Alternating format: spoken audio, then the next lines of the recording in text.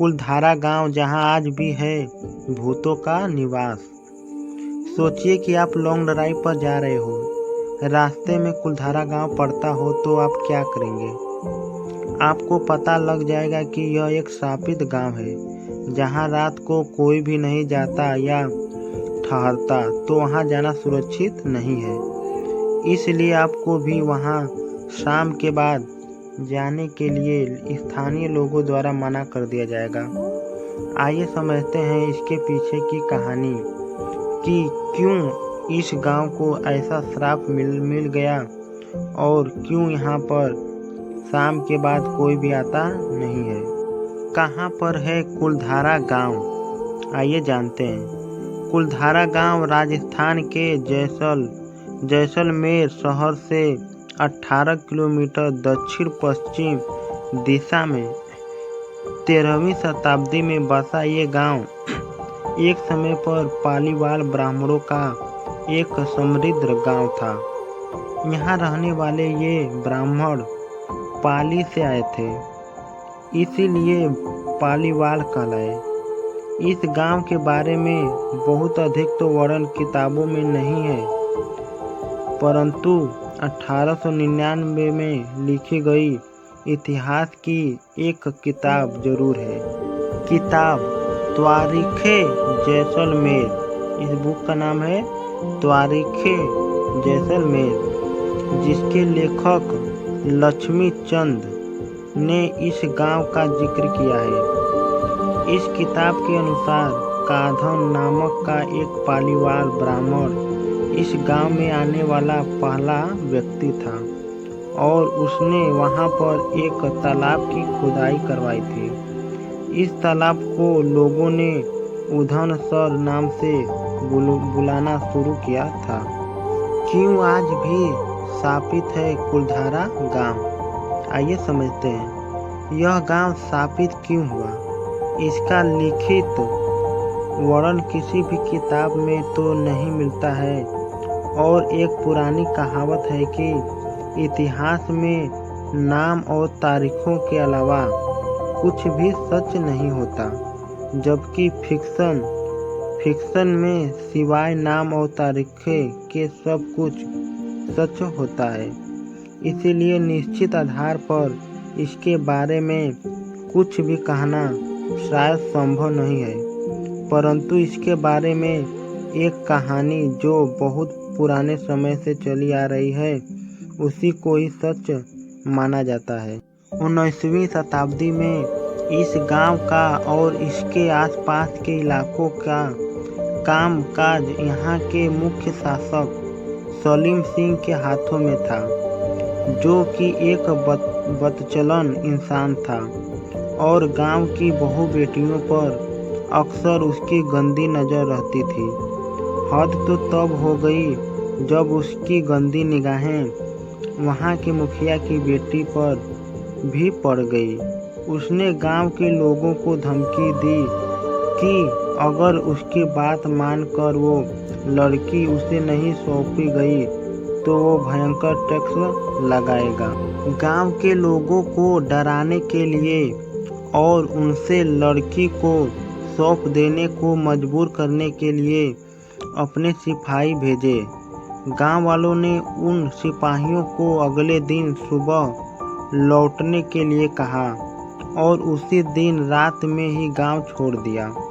लेकिन जाने से पहले पवित्र ब्राह्मणों ने कुलधारा गांव को श्राप दे दिया कि उनके बाद इस गांव में कोई भी नहीं बस पाएगा। ऐसा देखा गया है कि जिन लोगों ने भी इस गांव को फिर से बसाने की कोशिश की, उनको बेहद डरावने अनुभव हुए। खासकर कि रात में यहाँ पर कई अजीबोगरीब घटनाएं हुई थी, जिसके बाद लोगों ने यहाँ शाम के बाद आना ही छोड़ दिया।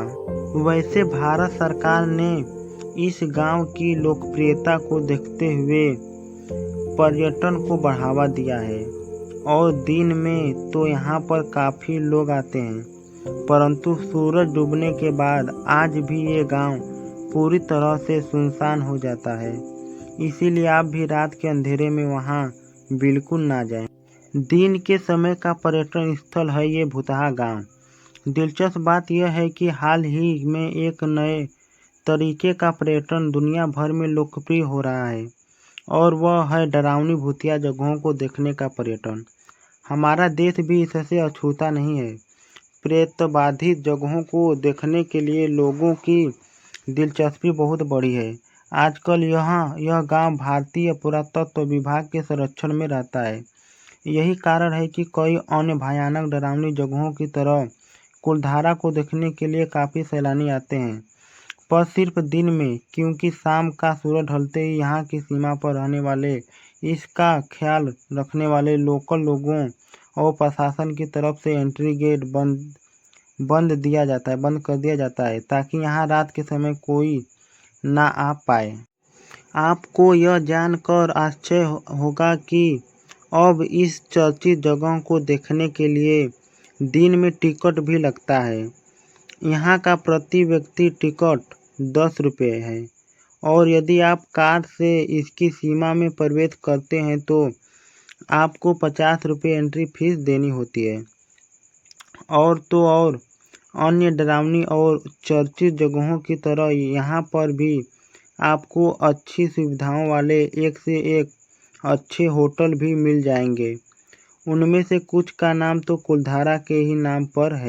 यहाँ के विलेज थीम पर बने आधुनिक सुविधाओं वाले रिसॉर्ट आपको गांव वाली जगह का अनुभव कराएंगे और मशहूर राजस्थानी मेहमान नवाजी के साथ आपको यहाँ के तरह तरह के स्वादिष्ट व्यंजन खाने को मिलेंगे।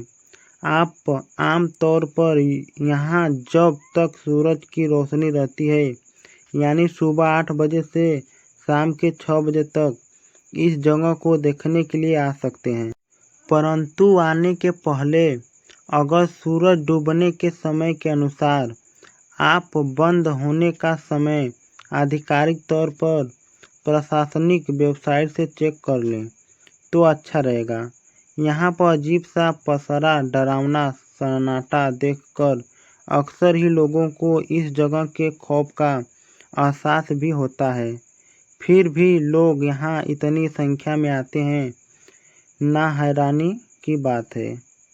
अगर आप भी ऐसी चर्चित भूतिया और डरावनी जगहों को देखने का शौक रखते हैं तो जाइए ज़रूर घूमने जाइए, क्योंकि यह जगह आखिर जैसलमेर और राजस्थान की सबसे अधिक देखे जाने वाले पर्यटन स्थलों की सूची में अक्सर ही सबसे ऊपर रहती है।